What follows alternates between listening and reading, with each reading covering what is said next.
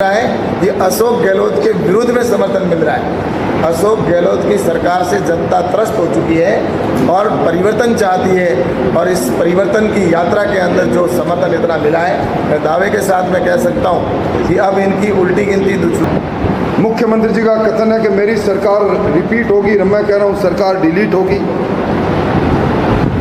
मुख्यमंत्री जी कह रहे हैं मेरा मिशन 156 है और मैं कह रहा हूं इनका मिशन में 156 में से 6 का अंक निकाल दो।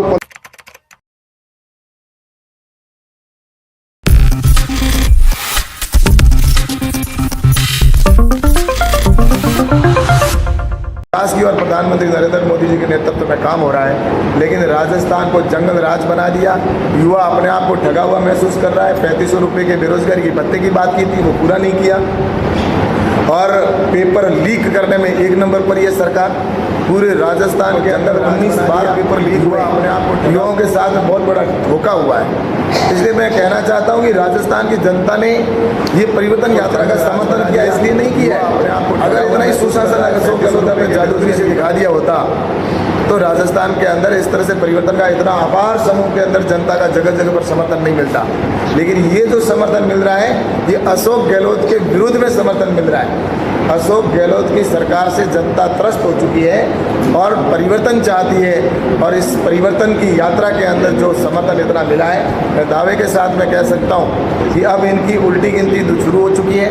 राजस्थान की जनता गुजरात में जिस तरह से विकास हो रहा है वैसा विकास चाहती है और जिस तरह से यूपी के अंदर विकास हो रहा है वैसा विकास चाहिए। इसलिए इस विकासवाद वाली सरकार जो पिछले बार जब भारतीय जनता पार्टी की सरकार के समय में राजस्थान विकास में 1 नंबर पर था, उसको आज अशोक गहलोत ने पिछले पायदान पर सबसे नीचे के लाकर छोड़ दिया है। इसलिए राजस्थान की जनता इस जादूगर की जादूगरी के झांसे में आने वाली अब नहीं है और इसीलिए परिवर्तन यात्रा के अंदर अपार समूह जनता का समर्थन मिल रहा है। इतना ही मुझे कहना था, मैं धन्यवाद देता हूँ और अब मैं आदरणीय राठौड़ साहब से आग्रह करूँगा कि वो अपनी बात।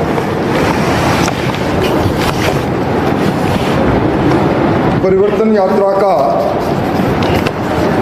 ये 8वां दिन है। भादरा की गोगामड़ी से हम प्रारंभ हुए थे। इन 8 दिनों में 32 बड़ी सभाएं और 104 स्वागत सभाओं के माध्यम से लाखों लोग हमारे संपर्क में आए हैं। मौजूदा सरकार इसके विरुद्ध में वातावरण बना हुआ है। मुख्यमंत्री जी का कथन है कि मेरी सरकार रिपीट होगी, मैं कह रहा हूं सरकार डिलीट होगी। मुख्यमंत्री जी कह रहे हैं मेरा मिशन 156 है और मैं कह रहा हूं इनका मिशन में 156 में से 6 का अंक निकाल दो, 15 रहेगा। क्योंकि इनका पिछला कालखंड जब था तब आप सबको स्मरण होगा कि मुख्यमंत्री नंबर 1 बने थे। चुनाव हुआ तो कांग्रेस सिर्फ 21 में सिमट कर रह गई और ये सरकार सपनों के सौदागर की सरकार है, जादूगर की सरकार। इस सरकार के समय में सबसे बदहाल है। आज की तारीख में चूरू जिले को देख लें, सरदार शहर को देख लें। मूंग मोठ और मूंगफली की फसल किसान की बर्बाद इसलिए हो गई कि अगस्त और सितंबर के महीने में इंद्रदेव रुष्ट रहा और बिजली की कटौती इतनी बड़ी हुई कि किसान को कृषि के लिए मुश्किल से 1 घंटे दिन में बिजली नहीं मिली। सरकार से हम मांग करते हैं कि स्पेशल गिरदावरी करवाएं। अकाल पड़ चुका है, फेमिन कोड के अनुसार काम करें। इस सरकार ने विधानसभा में ये कहा था कि हमारे पास 23,309 मेगावाट बिजली के साथ राजस्थान बिजली की दृष्टि से सरप्लस हो गया और फिर विधानसभा में कहा था कि इसी मार्च 2023 के बाद पूरे राजस्थान में 2 ब्लॉक में दिन में किसान को बिजली देंगे और इसके लिए कृषि विद्युत वितरण कंपनी का गठन करने की घोषणा इन्होंने बजट में की। अब 2 ब्लॉक की बजाय किसान को 24 घंटे में 2 घंटे बिजली नहीं मिल रही और 100 यूनिट फ्री बिजली का दावा करने वाली सरकार के समय में बिजली की जितनी कटौती हुई है और कटौती के पीछे 2020-21 के अंदर इन्होंने 14,600 करोड़ की निजी विद्युत उत्पादनकर्ताओं से बिजली खरीदी 17 रुपये यूनिट से। 2021-22 में फिर 15,000 करोड़ की 13 रुपये यूनिट से ये महंगा कोयला खरीदते हैं। अडानी जिनके नाम पर रोज ये कटाक्ष करते हैं, 1042 करोड़ का सिंगल टेंडर राजस्थान में अब तक सबसे महंगा कोयला आरटीपीपी एक्ट की धज्जियां उड़ाते हुए इन्होंने अडानी कंपनी को दिया। और विशेष तौर पर इस सरदार शहर के अंदर इन 8 महीनों के अंदर, जब 8 महीने पहले सरकार यहाँ आई थी उपचुनाव में, तब इतने बड़े सपने दिखा कर गए। यहाँ ये सपना दिखाया गया कि शहर के अंदर गंदे पानी की निकास की योजना मूर्त रूप ले जाएगी। ये सपना दिखाया कि यहाँ डिस्ट्रिक्ट हॉस्पिटल होगा। ये सपना दिखाया कि यहाँ कम से कम 2 दर्जन से ज़्यादा जीएसएस बनाने की घोषणा यहाँ बिजली मंत्री करके गए। जो बातें यहाँ कह कर गए, उन एक भी बात में ये पूरे उतरे नहीं। जमीन की लूट जो यहाँ मैंने देखी, कहीं नहीं देखी। मैं बचपन से बापा सेवा सदन की बात को सुनता आ रहा था। दलित समाज, अनुसूचित जनजाति समाज के लिए इस बापा सेवा सदन की भूमि को तत्समय आरक्षित किया गया था। उस जमीन की लूट हुई और सरकार की सरपरस्ती में लूट हुई। इसके साथ ही भ्रष्टाचार का तांडव यहाँ है। और यहाँ नहर का सपना दिखाया गया था, नहर में पूरा पानी आएगा। ट्यूबवेल की तो मैं गिनती कह रहा था, यहाँ के लोग मुझे बता रहे थे कि 52 से ज़्यादा ट्यूबवेल्स की घोषणा उस समय सरकार के करिंदे करके गए, जो पूरी नहीं हुई।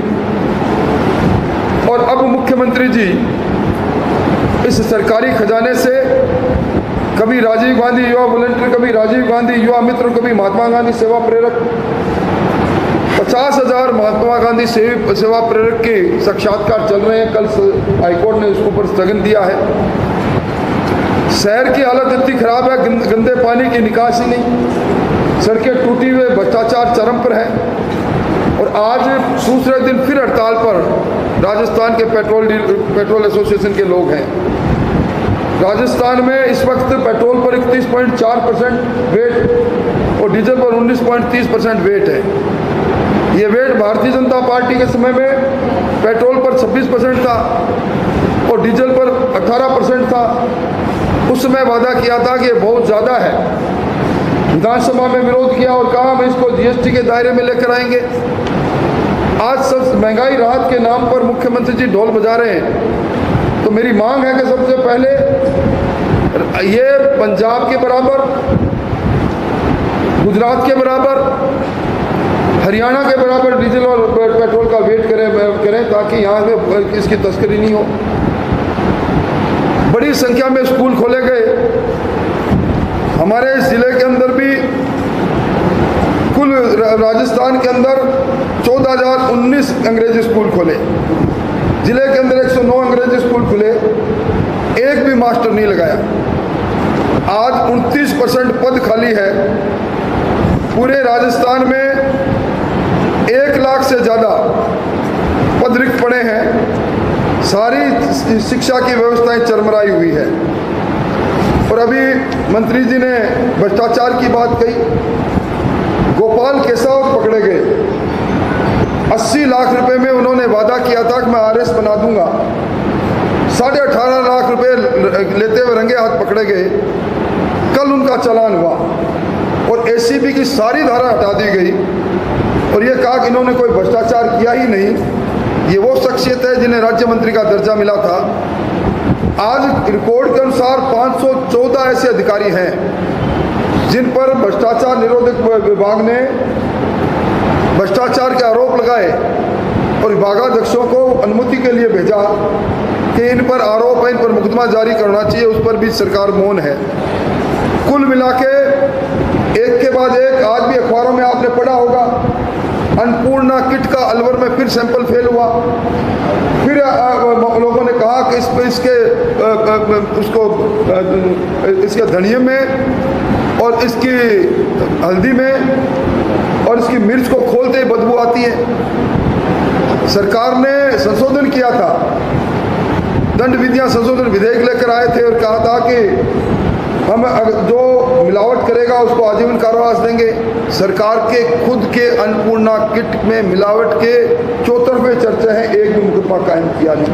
सर आपकी पार्टी राजस्थान में इसलिए मैं कह रहा हूं कि ये सरकार डिलीट होगी और इस बार सरदार शहर में जिस प्रकार की विंगम सभा हुई है, भूतो न भविष्य, हम सरदार शहर में अब वंशों की राजनीति भी चलने देंगे। पिता के बाद बेटा नहीं, अब काट की हांडी बीच चौराहे फोड़ने की तैयारी कर ली हमने और सरदार शहर में भी कमल का फूल खिलाएंगे। मोटे तौर पर मुझे इतना ही कहना था, बाकी बातें देश किस प्रकार बदल रहा है, देश प्रधानमंत्री जी के नेतृत्व में, उसके बारे में हमारे मंत्री जी ने सारी बात कह दी। प्रधानमंत्री फसल बीमा योजना का जो संघर्ष था यहाँ, अभी भी 2023-24 का बीमा मिला नहीं और हमारे सांसद साहब ने इन्होंने कोशिश की। अब वापस उसी पर दोबारा इसका सर्वे हो रहा है, दोबारा मुआवजे का आंकलन हो रहा है, मुआवजा मिलेगा। हम वादा करते हैं कि हम अब 1 महीने बाद आचार संहिता के बाद में दोबारा चुनाव के बाद जब रूबरू होंगे तो सरदार शहर का जो सपना है, ये शहर सरदार बने बाकी शहरों का, उस सपने को हम पूरा करेंगे। यहाँ के बदहाल किसान और भ्रष्टाचार का जो तांडव है, मैंने कहीं नहीं देखा, हर चीज़ में कमीशन है और तो और सफाई में भी कमीशन खोरी हो रही है। इन सारी कमीशन खोरों को इन पर इस लाल डायरी की सरकार को विदा करने के लिए लाल डायरी में हम नामांकित कर रहे हैं उन सारे अधिकारियों को और उनके नाक से भ्रष्टाचार का पैसा निकलवाएंगे। इतना मुझे निवेदन करना है। सर आप